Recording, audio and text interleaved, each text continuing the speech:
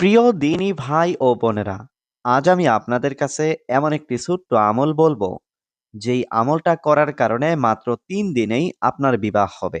হ্যাঁ প্রিয় ভাই, মাত্র 3 দিনেই আপনার পছন্দ মোতাবেক জায়গায় বিবাহ হবে এবং আপনার পছন্দ মোতাবেক ছেলে হোক বা মেয়ে হোক, আপনার পছন্দ মোতাবেক জায়গায় বিবাহ হবে ইনশাআল্লাহ।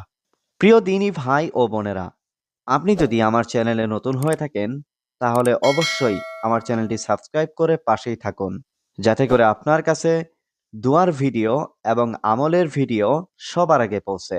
এবং ভিডিওটি ভালো লাগলে অবশ্যই ভিডিওটিতে একটি লাইক দিবেন এবং কমেন্ট করে জানিয়ে দিবেন আপনার মূল্যবান মতামত।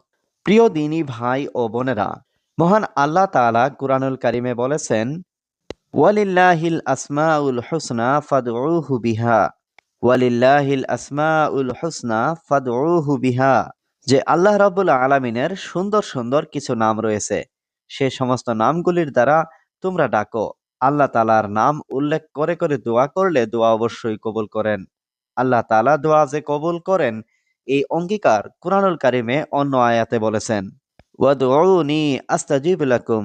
আল্লাহ তাআলার নাম ধরে ধরে দোয়া করলে অবশ্যই আল্লাহ তাআলা দোয়া কবুল করেন এবং আল্লাহ তাআলা আমাদের ডাকে সাড়া দেন। তো প্রিয় ভাই ও বোনেরা, আমরা যদি আল্লাহ তাআলাকে ডাকার মতো ডাকি এবং দোয়া করার মতো যদি দোয়া করি, তো অবশ্যই আল্লাহ তাআলা আপনার পছন্দ মোতাবেক জায়গায় বিবাহ করিয়ে দিবেন ইনশাআল্লাহ। আমলটা হচ্ছে যে সর্বপ্রথমে অজু করে নিতে হবে, অজু করে পবিত্রতা অর্জন করতে হবে। দ্বিতীয় স্টেপ হচ্ছে যে কোনো ইস্তেগফার 3 বার পড়তে হবে। আস্তাগফিরুল্লাহ, আস্তাগফিরুল্লাহ, আস্তাগফিরুল্লাহ। আপনি এটা পড়তে পারেন, অথবা বড় যে ইস্তেগফারগুলো রয়েছে সেগুলো পড়তে পারেন। আপনি যদি বড় কোনো ইস্তেগফার বা ছোট মাঝারি সাইজের কোনো ইস্তেগফার না পারেন, তাহলে আপনি শুধু আস্তাগফিরুল্লাহ, আস্তাগফিরুল্লাহ, আস্তাগফিরুল্লাহ এই ছোট ইস্তেগফার পড়তে পারেন। এরপরে আপনাকে 3 বার দরুদে ইব্রাহিম পড়তে হবে, অর্থাৎ যেই দরুদ শরীফটা আমরা নামাজের মধ্যে পড়ে থাকি। আপনি চাইলে ছোট ছোট দরুদ শরীফ পড়তে পারেন, যেমন সাল্লাল্লাহু আলাইহি ওয়াসাল্লাম, সাল্লাল্লাহু আলাইহি ওয়াসাল্লাম। এভাবে আপনি 3 বার দরুদ শরীফ পাঠ করবেন। কিন্তু আপনি যদি দরুদে ইব্রাহিম পড়তে পারেন, তাহলে সেটা আপনার জন্য উত্তম। আমি একবার দরুদে ইব্রাহিম পড়ে শোনাচ্ছি। আল্লাহুম্মা সাল্লি আলা মুহাম্মাদ ওয়া আলা আলি মুহাম্মাদ কামা সাল্লাইতা আলা ইব্রাহিম ওয়া আলা আলি ইব্রাহিমা ইন্নাকা হামিদুম মাজিদ। আল্লাহুম্মা বারিক আলা মুহাম্মাদ ওয়া আলা আলি মুহাম্মাদ কামা বারাকতা আলা ইব্রাহিম ওয়া আলা আলি ইব্রাহিমা ইন্নাকা হামিদুম মাজিদ। এরপরে আপনাকে সূরা ফাতিহা সহিহ এবং শুদ্ধভাবে 3 বার পাঠ করতে হবে।